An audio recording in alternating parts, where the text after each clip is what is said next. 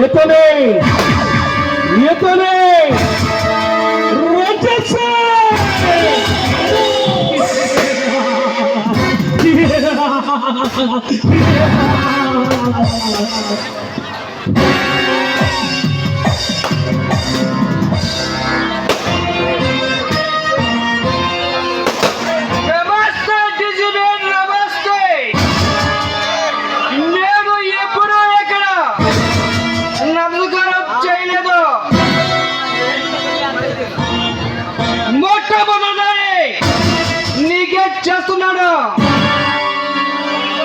ఎవరు నువ్వు?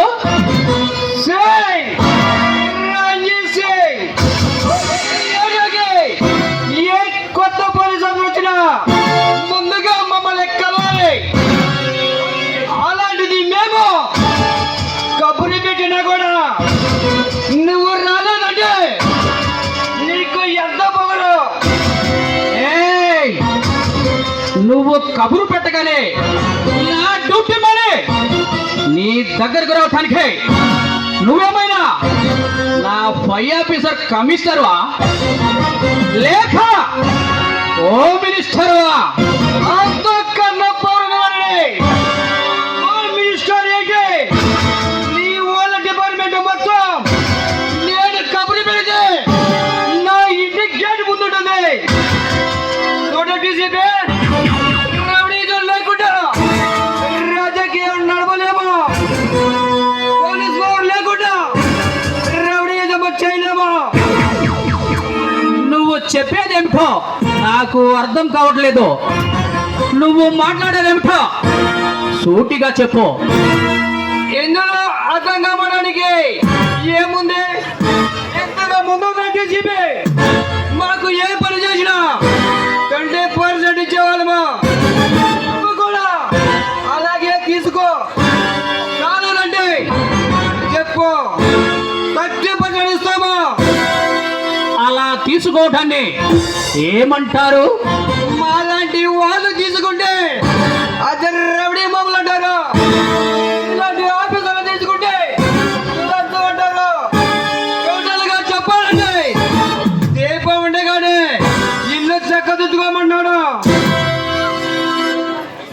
అయితే అలా మీరిచ్చే లంచాన్ని తీసుకొని నేను మీకు ఏం చేయాలి? అలా అడిగావో బాగుంది. ఈ సిటీలో మా మనుషులు ఏం చేస్తున్నా నువ్వు పట్టించుకోకూడదు. ఏం చేస్తున్నా అంటున్నావు? ఏం చేస్తారు? ఏంటే చేస్తాం, చేస్తాం, మమ్మల్ని శిక్షిస్తాం. ఈ సిటీలో మా మనుషులు ఏం చేస్తున్నా నువ్వు సూచిస్తున్నట్టు వదిలేయాలి. ప్రస్తుతానికి నీ కస్టడీలో ఉన్న మా మనుషుల్ని వదిలిపెట్టాలి. ఏమంటావు? ఏమంటానా? నిన్ను కూడా సెల్ల వేసి చెప్పకూడదు తినిపిస్తా అంటాను.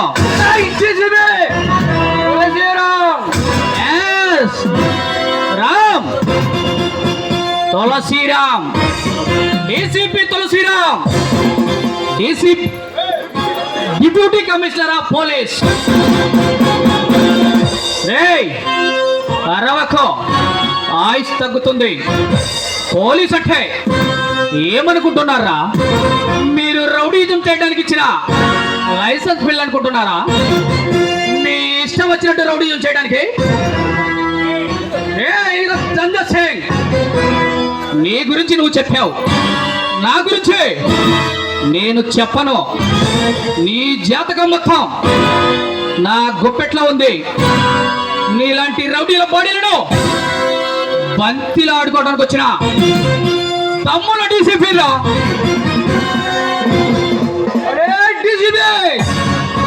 ఇక్కడ నేను చెప్పిందే సొట్టు.